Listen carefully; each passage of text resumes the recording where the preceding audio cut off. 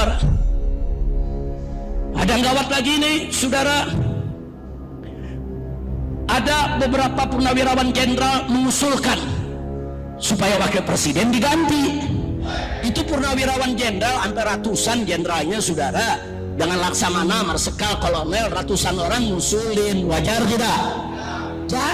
Jawabnya apa? Yang minta wakil presiden itu untuk diturunkan, silakan keluar dari Indonesia. Saudara, Allah qabul asghil zalimin bizalimin. Ya Allah, bikin sibuk orang zalim dengan zalim. Jangan sibuk kita ngurusi pemimpin yang ada di tingkat kabupaten, gubernur, kelas presidenan. Kita jadi presiden di rumah saja kadang-kadang nggak bener kok. Menterinya padahal istri kita, nah, ini anak kita. Jadi hendaknya kita kuang fusakum dulu. Bukan berarti kita melemahkan perjuangan di sana. Kita jangan tertipu. Ada orang semangat Allahu Akbar, bikin kayaknya jihad, katanya apa? Bukan amar ma'ruf nahi munkar, dakwah, ustadz dakwah kesana kemari sampai kelas ustadz. Bisa saja kalau begini senyum, tapi sampai di rumah bikin nangis istri ada loh ya. Loh, itu dakwah apaan? Gombal tuh. Sekarang Allah kasih kita pejabat-pejabat, saudara, yang pada nggak bisa kerja. Bahkan kalau menghadapi kritik rakyat, jawabnya seenaknya. Rakyat teriak, cabai mahal, dijawabnya pejabat, tanam aja sendiri. Mahasiswa teriak, Indonesia gelap, pejabat jawab, kau yang gelap. Kalau ulama terpleset kata langsung tangkep. Giliran ulama dimaki-maki nggak ditangkep-tangkep. Kacau tidak? Kacau tidak? Anda yang baik dong menyusulkan. Jangan jadi bahan obrolan orang. Ini sudah sampah jadinya. Menjadi orang tak tidak seneng. Anda menanamkan kebencian. Kan gitu saja sederhana. Seorang tokoh ngomong tokoh ceplas-ceplos, ini merusak umat. Jadi kalau Anda tidak tahu pasti ya jangan ngomong sudah. Ya, tadi gampang-gampang asal ada orang ngomong kita ikuti, ngomong gitu. Anda ini bagaimana posisi Anda kan itu loh. Curhat itu gimana? Curhat itu pada orang yang bisa menyelesaikan. Baru itu namanya amar ma'ruf nahi munkar. Tapi kalau kita ngomong kepada orang nggak bisa, namanya ngajak gunjing, provokasi. Nikel kita, batu bara kita, kemana tuh aneka ragam? Bumi yang begitu kaya kemana? Dikemanakan itu uang rakyat? Mungkin ada karena ketidakbaikan sebuah pemerintahan. Itu akhirnya prasangka semuanya. Dikit-dikit disalahkan pemerintah ini yang terjadi hari ini kan. Misalnya waktu pemimpin sebelumnya nggak ada. Ini gara-gara pemimpin baru. Kenapa slogan macet? Ini ada slogan macet ini. Ada aja nih orang dikit-dikit nih pemerintahan, pemimpin, kayak gitu dah. Ini adalah satu hal yang sudah tidak adil. Dalam ilmu sosial politik, apa kata Ibn Khaldun rahimahullah ta'ala? Beliau mengatakan, kalau suatu negara dalam pendapatannya sudah bergantung kepada pajak, maka itu tanda-tanda negara yang bangkrut, saudara. Nah sekarang yuk kita lihat Indonesia, income pendapatan negaranya 82,4% dari pajak. 82,4% dari pajak. Kalau 82,4% dari pajak, lalu kemana minyak kita, emas kita, berlian kita, nikel kita, batu bara kita? Kemana tuh aneka ragam? Bumi yang begitu kaya kemana? Kok bisa-bisanya membangun negara 82,4% diambil dari pajak? Inna lillahi wa inna ilaihi raji'un. Makanya pantas ada satu tokoh mantan saudara petinggi di KPK, dia mengatakan apa?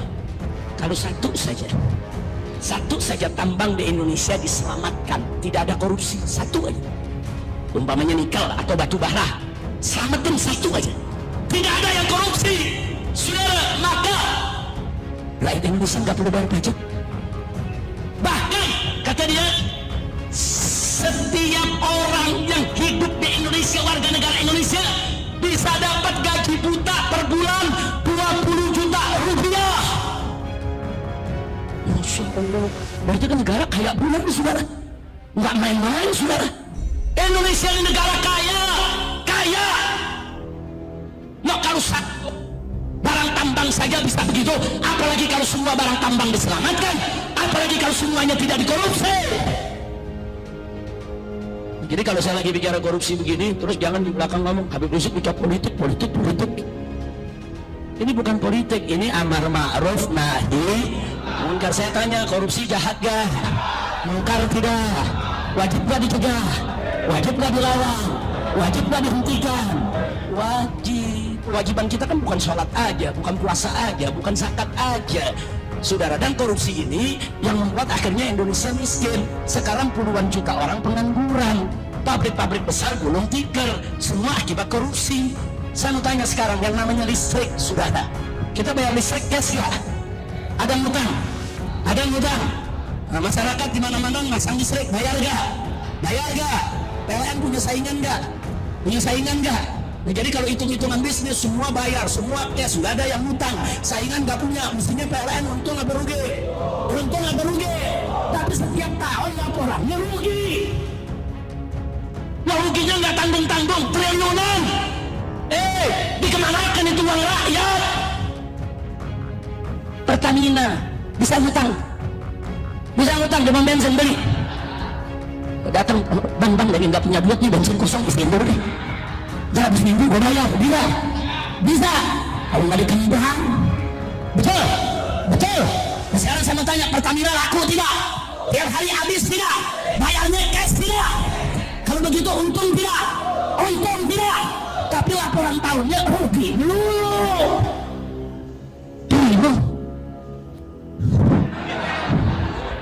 Nggak nyambung. Mau pakai ilmu nahu sorof nggak nyambung, ilmu tafsir hadis nggak nyambung. Astagfirullahaladzim. Kira-kira jelas gak? Jelas gak? Nah, berarti mahasiswa bilang Indonesia gelap, wajar tidak? Wajar. Perhatikan. Kenapa harus diperhatikan? Supaya habis gelap terbitlah terang. Itu dong kalau mengelola negara. Betul tidak? Betul tidak? Tapi kalau nggak dianggap, orang kritik nggak boleh. Nanti habis gelap berita. Alhamdulillah dari berudah yang diterusin lama-lama akhirnya kena ada semua pejabat. Bukan kita cuma amar ma'ruf nahi munkar. Kasih tahu sama ustadznya waktu jadi khatib, saudara, kalau kita meninggalkan ulama, Allah kasih pemimpin zalim. Mafhumnya apa? Kalau kita dekat dengan ulama, kita rangkul ulama, kita manut kepada ulama, Allah akan kirimkan pemimpin-pemimpin yang baik, yang jujur, yang adil. Maka itu yuk mari kembali kita kepada garis ulama. Siap ikut ulama, siap cinta ulama. Saya cuma menggambarkan parahnya. Setuju? Dulu zaman Pak Harto korupsi ada, bukan gak ada, tapi korupsinya di kolong meja. Tahu di kolong meja artinya apa? Masih ada malu, masih ada. Bukan korupsi nggak ada, bukan sama Harto. Pak Harto ada korupsinya di kolong meja. Nah begitu masih, saya pikir bagus nih, reformasi. Makanya ujung-ujungnya jadi repot nasi. Begitu zaman reformasi, saudara, korupsinya naik ke atas meja. Berprasangka itu yang tidak boleh. Sebab namanya prasangka itu tidak nyata. Dan itu bahaya. Dan Anda jangan berurusan orang yang berprasangka baik. Anda menjelaskan yang jelas, dia melihat yang tidak jelas. Itu orang punya prasangka. Anda menjelaskan sejelas-jelasnya, sudah jelas yang jelas, nggak mau dilihat yang jelas, dia melihat yang nggak jelas. Prasangka. Dan ini berlaku kepada siapa saja, pemerintah dan sebagainya, atasan, bisa saja. Sehingga menata hati penting. Sehingga mungkin ada karena ketidakbaikan sebuah pemerintahan, itu akhirnya prasangka semuanya. Dikit-dikit disalahkan pemerintah ini yang terjadi hari ini kan misalnya. Nah ini kita bukan misalnya kenapa hutan pemerintah lagi, ada banjir pemerintah lagi misalnya, ada ini. Nah, padahal bisa jadi sudah ditangani atau belum tuntas dan sebagainya. Mungkin ada ketidakadilan, iya. Nah, tinggal sekarang kita harus cerdas dong. Cerdas di dalam hal-hal semacam ini. Jika benar atasan kita itu punya kesalahan, pasti yang yakin ikut sesuai dengan pertimbangan ilmu Anda. Ini kan masalah bijak ya, ilmu Anda, dan betul itu adalah salah. Anda tidak perlu ngomong dengan orang lain. Lalu ini biasanya yang gampang ngomong ini karena ada hasut dengan atasannya itu. Mungkin dia pengen jadi atasan nggak jadi, sehingga pengennya menjatuhkan. Tapi kalau Anda punya cinta, loh, atasanmu kan perusahaanmu bersama. Kalau dia sukses kan kita sukses. Nggak ada perlunya kita hasut-hasutan. Kalau memang Anda punya usulan terbaik, Anda maju ngadep, Assalamualaikum, begini. Sayyidina Umar bin Khattab sangat nerima kok usulan-usulan dari rakyatnya. Kalau ternyata dia tidak dikasih masukan nggak mau, ya sudah. Tidak boleh berubah kita menjadi menggunjing, menganggap pikiran kita paling benar, nanti itu juga salah lagi kita. Sudah saya usulan nggak mau, lah mungkin usulanmu sudah dipertimbangkan dan ternyata nggak masuk dalam pertimbangannya. Ya, suudon nggak boleh. Tapi kalau kejahatan yang pasti, ya itu tadi mengingatkan. Tapi kalau nggak jelas itu obrolan, nggak jelas kadang ngomongin komentar, wah bukan bagian kita lagi. Kenapa begini? Ini. Nah, oh macam-macam. Aneh, karena kebiasaan kita berkumpul dengan orang-orang yang salah ngomong. Apalagi harus kita pilih apa yang harus kita komentari, kita omongin.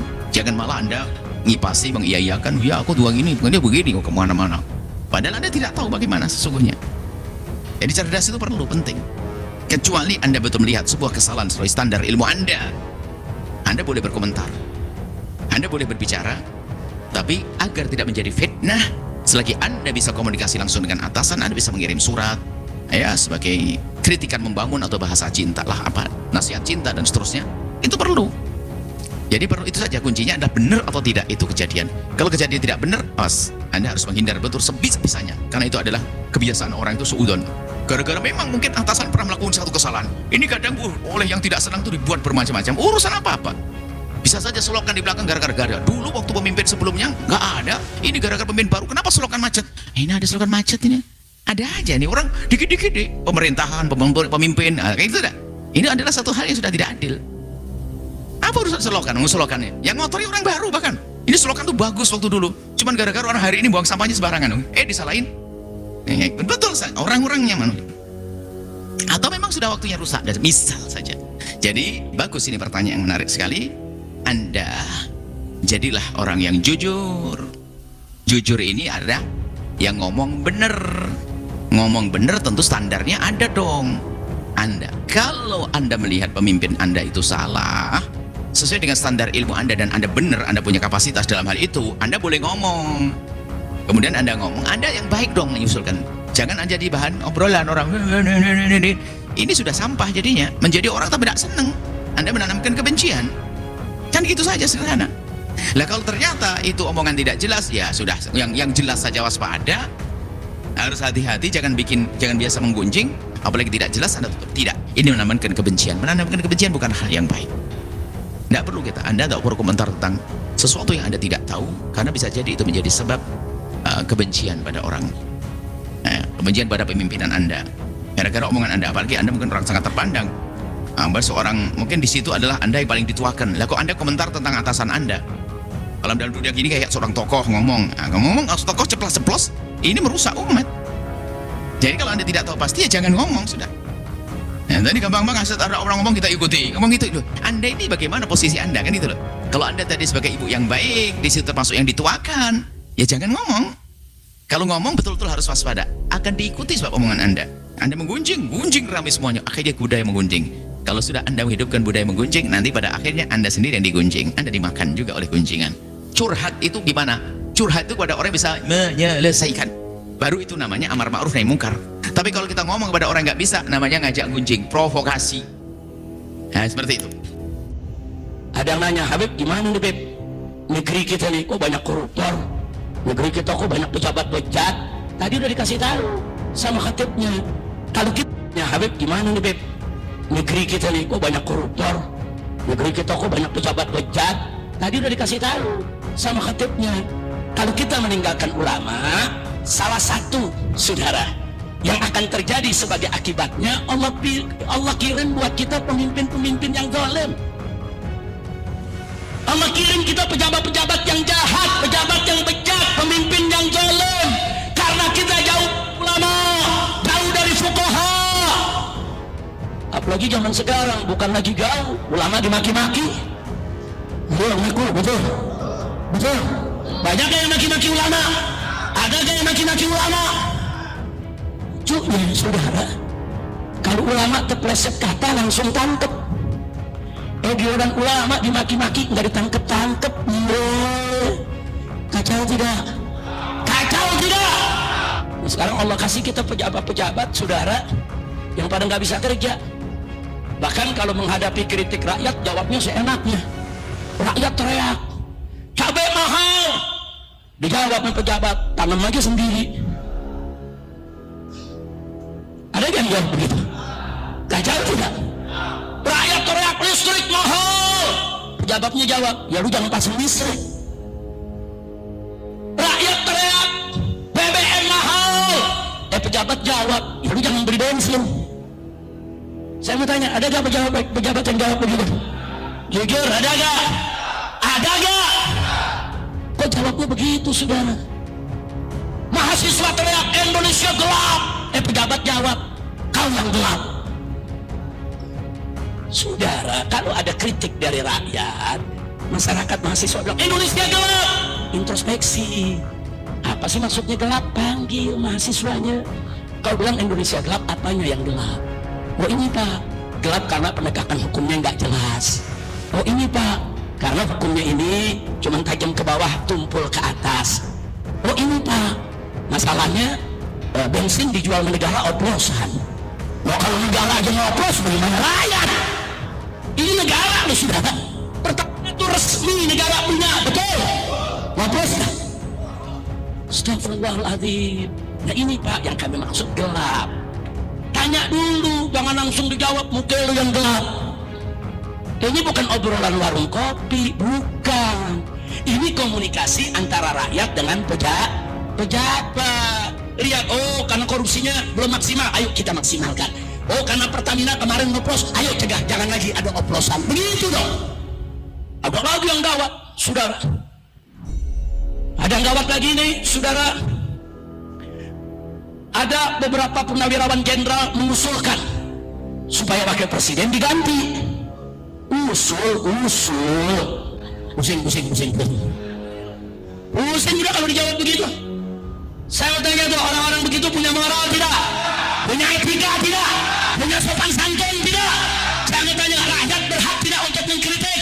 Rakyat berhak tidak untuk memprotes? Berhak, saudara. Kewajiban pejabat, ambil itu kritikan. Mana kritikan yang nggak betul, sampai rakyat, kau punya kritik nggak betul, kau salah informasi, sebetulnya begini, bukan begitu. Rakyat, masukan ini benar nih, kami pertimbangkan, nanti kami pelajari. Itu pejabat. Ada lagi yang lebih kejam.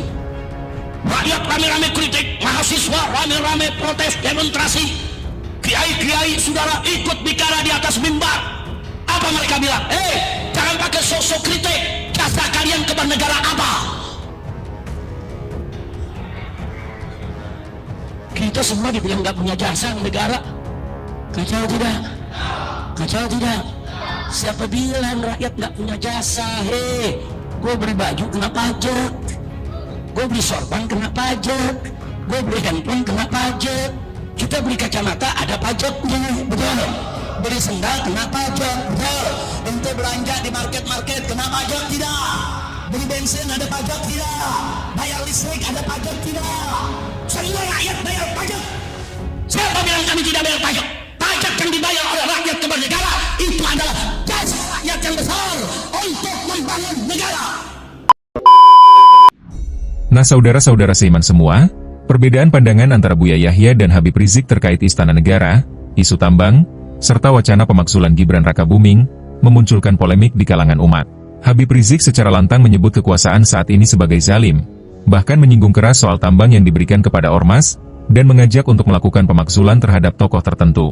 Sikap ini menuai pro dan kontra. Namun yang menarik adalah respons Buya Yahya. Dalam dakwahnya yang lembut namun tegas, Buya Yahya menyampaikan bahwa amar ma'ruf nahi munkar bukan berarti bebas mencaci, memprovokasi, dan merasa paling benar. Menurut beliau, jika kita ingin memperbaiki umat dan menyuarakan kebenaran, maka itu harus dilakukan dengan akhlak, ilmu, dan adab. Tidak cukup hanya dengan teriak-teriak atas nama agama, apalagi jika itu memecah belah dan menimbulkan kegaduhan. Buya Yahya mengingatkan bahwa Islam datang dengan rahmat, bukan dengan emosi. Menyampaikan kritik terhadap pemerintah atau siapapun memang diperbolehkan, bahkan dalam Islam itu bagian dari tanggung jawab moral. Tapi jika cara yang dipakai justru menimbulkan fitnah, perpecahan, dan kebencian di tengah umat, maka itu bukan lagi dakwah, melainkan provokasi. Dalam hal ini, ucapan-ucapan Habib Rizik dinilai Buya Yahya telah melewati batas. Apalagi jika narasi yang dibangun seolah membenarkan tindakan melawan pemerintah dengan kemarahan, bukan dengan solusi. Buya Yahya secara tidak langsung menyentil bahwa yang dilakukan bukanlah bentuk keberanian, tapi keangkuhan yang dibungkus atas nama perjuangan. Sikap Buya Yahya patut diapresiasi karena tetap menjaga marwah dakwah Islam yang damai, ilmiah, dan mendidik. Sementara Habib Rizik, meskipun memiliki semangat tinggi dalam menyuarakan keadilan, namun seringkali terjebak dalam sikap emosional yang kontraproduktif bagi persatuan umat. Nah saudara seiman semua, itulah pembahasan kali ini, semoga apa yang disampaikan bisa memberikan kita manfaat, dan pelajaran baru untuk kita semua. Jangan lupa untuk like, comment, and subscribe, supaya kalian tidak ketinggalan info terbaru dari Santri TV. Sekian video kali ini, sampai jumpa di video berikutnya. Wassalamualaikum warahmatullahi wabarakatuh.